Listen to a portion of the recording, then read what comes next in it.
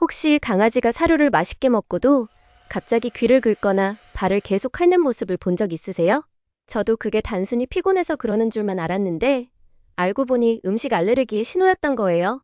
오늘은 강아지 알레르기를 유발하는 대표적인 재료, 그때 나타나는 증상, 그리고 사료를 고를 때 꼭 알아야 하는 주의사항까지 아주 꼼꼼하게 알려드릴게요. 저와 함께 사는 뽀미는 먹는 걸 정말 좋아해요. 평소엔 사료 그릇을 내려놓으면 몇 분도 안 돼서 다 비워버리는 식탐왕이죠. 그런데 작년 가을, 새로운 사료를 먹이기 시작한 지 한 달쯤 됐을 때였어요. 어느 날부터인가 귀를 긁는 횟수가 하루에도 수십 번이 됐고, 밤에는 발을 계속 핥느라 잠을 제대로 못 자더라고요. 그 모습이 너무 안쓰러워서 바로 병원에 데려갔죠. 수의사 선생님이 귀 안쪽을 살펴보더니 귀진드기는 아니에요.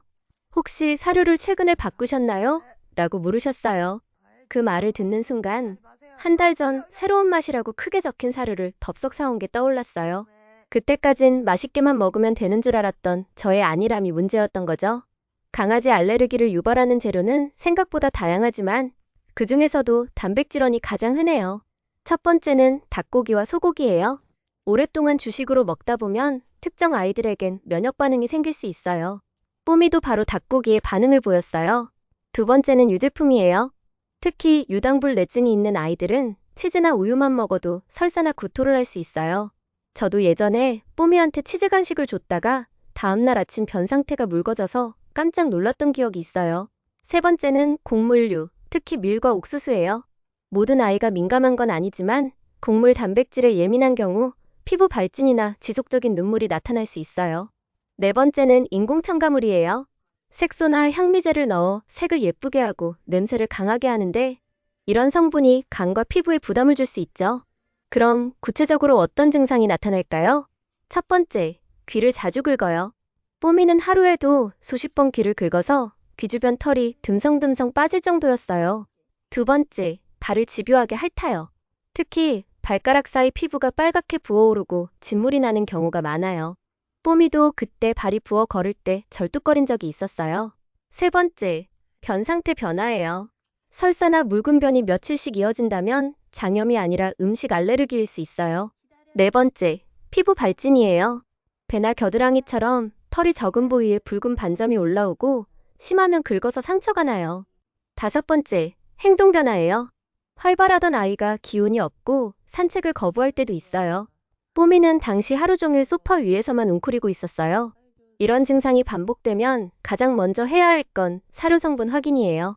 저는 뽀미 사료를 바꿀 때 단일 단백질 사료를 선택했어요. 하나의 단백질원만 들어있는 제품이라 원인을 찾기 쉬웠죠. 그리고 절대 한 번에 바꾸지 않고 기존 사료에 새 사료를 10%, 30%, 50%씩 늘려가며 2주에 걸쳐 바꿨어요. 사료를 고를 때 주의할 점도 많아요. 첫째, 성분표를 가장 먼저 봐야 해요. 첫 세 가지 재료가 무엇인지 꼭 확인하세요. 성분표 초반에 적혀 있는 재료 중에 알러지를 일으키는 성분이 기재되어 있는 경우가 많아요. 둘째, 재료가 단순한 걸 고르세요. 재료가 많으면 알레르기 원인을 찾기 어려워요. 셋째, 무곡물 사료가 무조건 좋은 건 아니에요. 곡물이 문제인 경우도 있지만 곡물이 없으면 변이 너무 딱딱해지는 아이도 있거든요.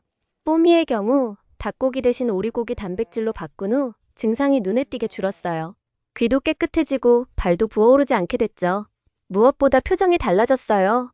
예전엔 피곤한 눈빛이었는데 지금은 아침마다 꼬리를 흔들며 뛰어와요.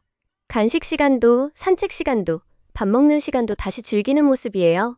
음식 알레르기는 한번 시작되면 평생 관리가 필요할 수 있지만 보호자가 성분을 꼼꼼히 보고 기록을 잘하면 아이의 삶이 훨씬 편해져요. 매일 먹는 사료가 단순히 배를 채우는 게 아니라 건강을 지키는 첫걸음이라는 걸 꼭 기억했으면 해요. 혹시 지금 함께하는 아이가 이유 없이 가려움, 설사, 귀 끓기 같은 증상을 보인다면 오늘 사료 성분표를 꼭 확인해 보세요. 그 사소한 습관 하나가 아이의 하루와 평생을 바꿀 수 있어요.